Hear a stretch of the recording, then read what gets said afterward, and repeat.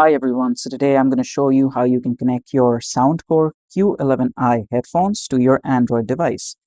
This will work on pretty much any device, even iOS, but for now I'm going to show you how to connect it to your Android device. So first things first, you're going to turn them on.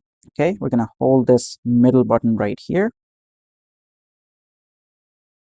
Once you see this flashing light, that means it is now successfully in pairing mode. You see this one? Yeah, this one right here. So now let's go into our Android device settings.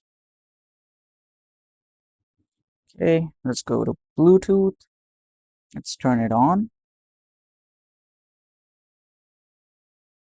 I'm going to locate the name of our headphones, which is Soundcore Q11i.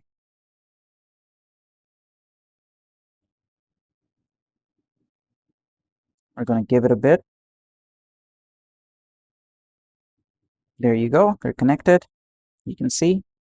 Now any music you play, this will play right up.